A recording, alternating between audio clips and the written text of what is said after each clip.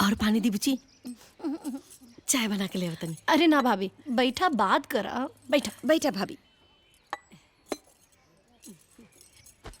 देखत बानी भाभी, हमनी के यहाँ आयल कितना समय हो गई, लेकिन छोड़ भाभी, हमनी से मिले भी ना आयल। हाँ भाभी, देखा तारू अपन देवरान के।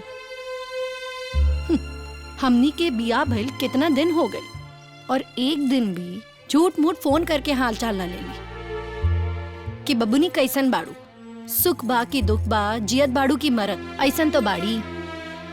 और इहो ना छुटको भैया भी कभी झाके ना आइलन कि उनकर बहन कैसन बाटी, ठीक बा कि ना बा। अरे जाए दी ना बुची, अब केहू के अइला गइला और ना पूछला से रुआ सबके सुख दुख थोड़े बढ़ घट जाई। जाए दी। हाँ तो ठीक बा, हमनियो ना जाइल जाए का दीदी। हाँ ठीक कहत बाड़ू बबीता। और भाऊजी तोहरा के एक बात बताई, हम लोग उनका खातिर अलग से मिठाई लेके आई नहीं और उ अभी तक मिले भी ना आई नहीं। अब ढोल इला, ई मिठाई अपनी चाची के दे दा। ठीक बा। ए बुची, अरे जाए दी ना बुची, ऐसे मत करी जा। अब केहू केहू के स्वभाव थोड़े बदल सकता। रोआ सब जानता नहीं कि उनकर स्वभाव पहले ही से ऐसा है। आओ ऐसे भी रोआ सब ना जाए तो उनका बड़ा बुरा लगे बुची। आजकल ना बहुत परेशान रहता रही, सालू के तबीयत ठीक नहीं के रहत, वो परेशान बड़ी, यही से रोआ सबसे मिले ना आयल हुई है। ऐसा करी जाना, रोए सब जाके उनका से मिल आई, आ सालू के भी देख ले। हाँ ठीक बा भाभी, रवा इतना बोल रहल बानी तो हमनी लोग चल जाए। चला दीदी चल।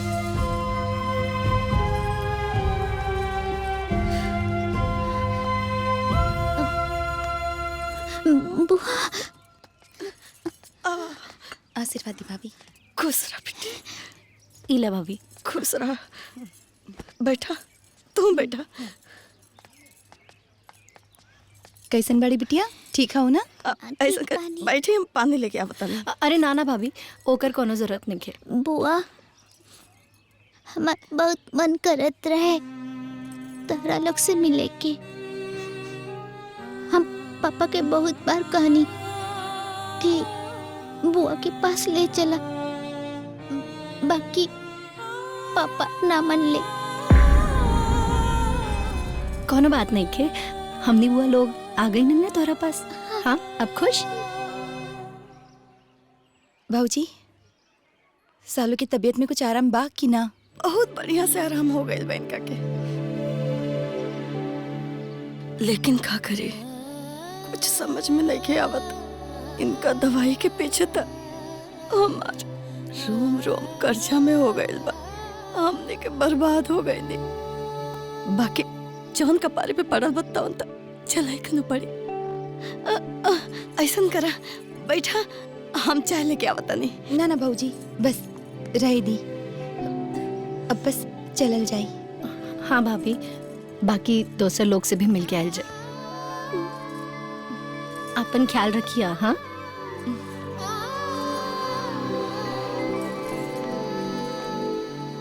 चल दीदी।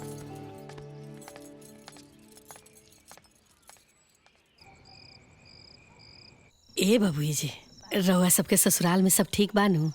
सास माने ली जाने लीनू?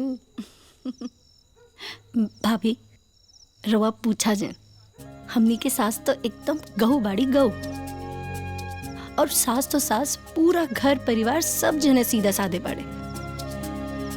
हमनी के कोनो भी तरीके की रोक टोक नहीं है। भाभी, आपके आशीर्वाद से सब कुछ बहुत अच्छा बाटे, हमनी के कोनो प्रकार के कमी ना बाटे, और घर परिवार तो इतना अच्छा बाटे कि हमनी के लागते नहीं खे कि हमनी ससुराल में बानी की नैहर में, और हमनी के कोनो परेशानी ना बाटे। चलिए बबू जी, भगवान के कृपा से सब बढ़िया से हो गई।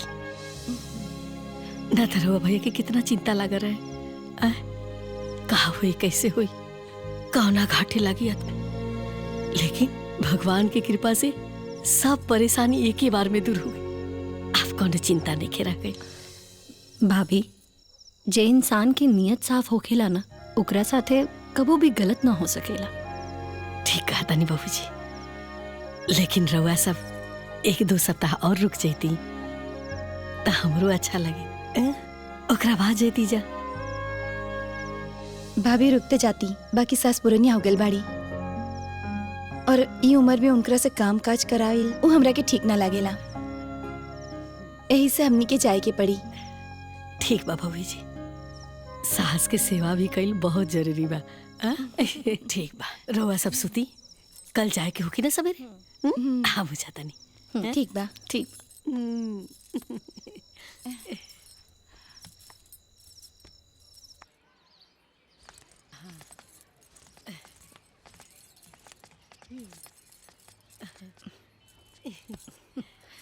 चला भाभी, हमनी लोग जाता नहीं। भाभी आशीर्वाद दी। सुनी, अरे अरे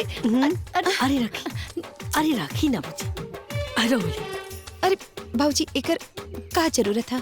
राहुल तो आशीर्वाद काफी है ना भाभी, ये हमरा के ना चाहिए। अरे बबनी, नैहर में ना बेटी बेटार के देहल जाला, खाली हाथ ना भेजल जाला। अरे भाभी, खाली हाथ कहाँ जाता नहीं हमने। हाँ, हमने के तू तो दूधू को साड़ी देकर भेज रहल बाड़ू, तो यही से ही वापस रखला। चला ना बुझी, इस सगुन बा, अपना भाभी के तरफ से आशीर्वाद समझ के रख लीजा। खुश रही, खुश रही, है ना? धोलू, प्रणाम कर फुआ के। खुश रहा बेटा। रुको रुको रुको, खुश रह, एक मिनट। इला अरे ना रख ले, मिठाई खा ली है। मिठाई खा लिया। अरे चला लें, जल्दी देर होता है। चलो ए बुझी, ऐसा ही टाइम निकाल के ना रह सब 1-2 दिन खातिर आइल करी, हमरो मन लगी और ढोलू के भी मन लगी। ठीक है भाभी। हाँ ठीक बा भाऊजी, फिर आए। चले।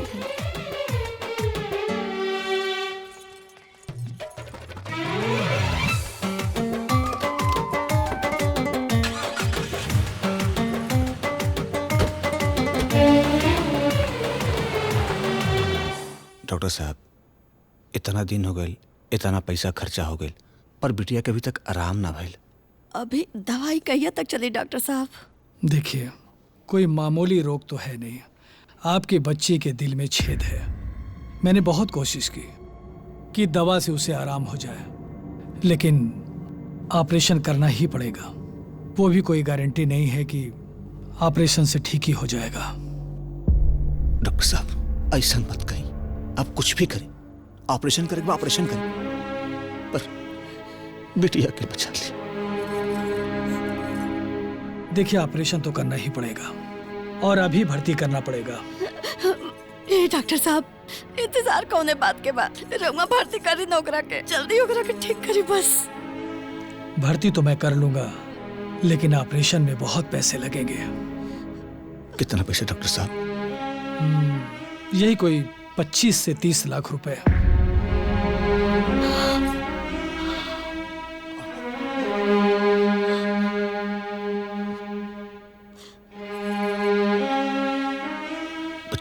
से 30 लाख?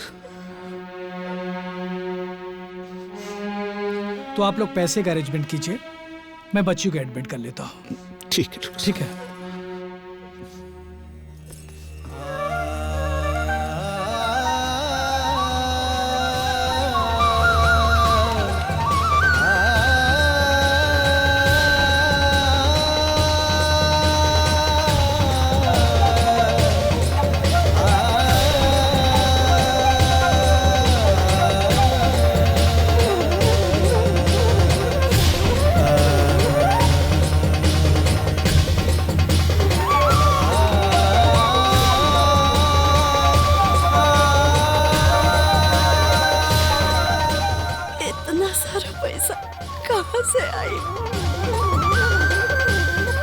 ये सोच के तो हम परेशान पड़ी, कितना पैसा आई कहां से?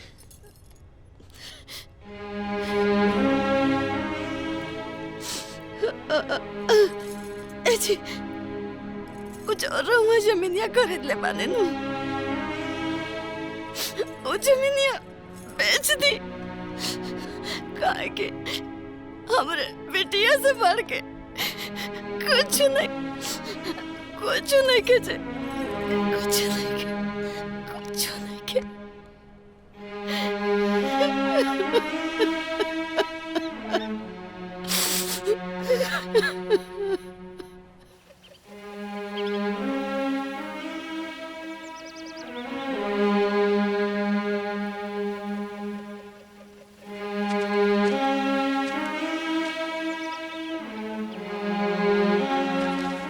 देखा भैया, हम जमीन के कीमत 15 लाख रुपया तक दे सकीला। ये 5 लाख रुपया एडवांस बा, बाकी के रजिस्ट्री के बाद आपके पूरा पेमेंट हो जाए।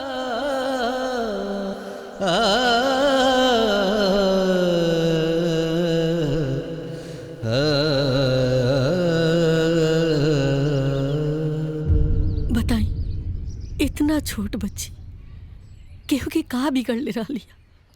भगवान ओकरा के इतना बड़ा दुख दे दिला। अभी वो ठीक से दिन दुनिया ना देखलस, दुनिया से जाए के रास्ता दिखा दिला। आखिर कौन गलती की सजा भगवान ओकरा के दे रहल बड़ा। रोआ मत, ये रोला के समय नहीं क्या। समस्या के समाधान खोजे के पड़ी। का समाधान खोजी जी? ये लोग पहले बतैले रहे तो कुछ समाधान उपाय खोजती जा हमने के, लेकिन इतना जल्दी बताई, बच्चे के इतना बड़ा रोग हो गया। हमने के कानों कान खबर नहीं। ये परिवार हालो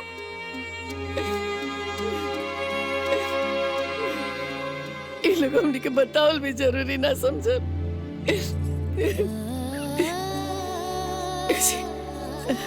बबनी लोग के फोन करके बता दी ना, उन लोग के भी पता ना। का सोच लो कि भौजी हमरा के ना बतैले। तू सही कहता रहो, हम ओकनी के फोन करता नहीं। तू जा जल्दी, कुर्ता निकाला, अस्पताल जाए के बाद।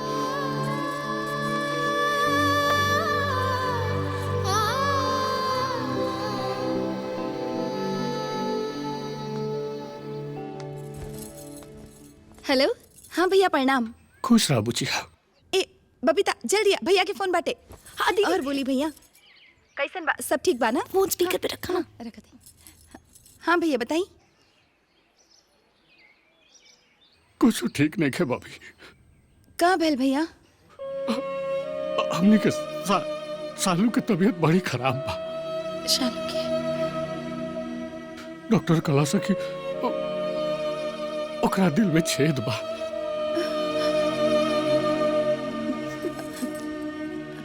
भैया शालू के ऑपरेशन हो जाए तो शालू एकदम ठीक हो जाए। भैया आप टेंशन मत लीजिए। कैसे ठीक हो जाए? कैसे ऑपरेशन हो? और ये 10 लाख रुपया जुटी तब नहीं ऑपरेशन हो।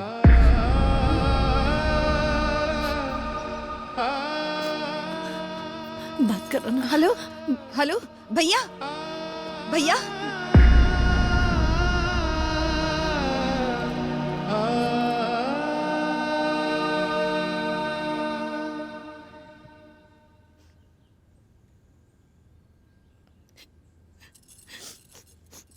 दुल्हन, तू लोग दिल छोटा मत करा, रोआ जिन। अरे बीमार बाड़ी, इलाज होकी तो ठीक हो जाई है। अब काहे परेशान हुआ तारू तू लोग? माँ जी ठीक तो तब होगी ना जब इलाज होगी। हाँ माँ जी, भैया के सब पैसा खत्म हो गई बा। शालू के इलाज में उनका कुल खेत खलियान सब बिका गई बा। पता ना अब कैसे ऑपरेशन होगी।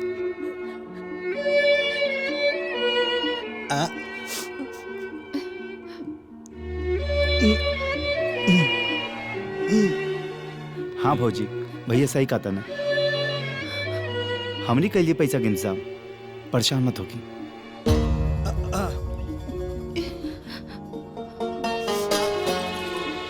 ए बेटा, तू लोग चिंता चिन करा और हॉस्पिटल जाए का तैयारी करा। हिसाब हो जाए। आखिर तू लोग का भाई बाड़न न लोग, तो तू लोगन के उनकरे खातिर करे के चाहिए। वो भी तू लोगन का घर है, तू लोगन की जिम्मेदारी बनाता। रहल पैसा का इंतजाम तो हम करें, ठीक है? हाँ जी, सही कहा तनी।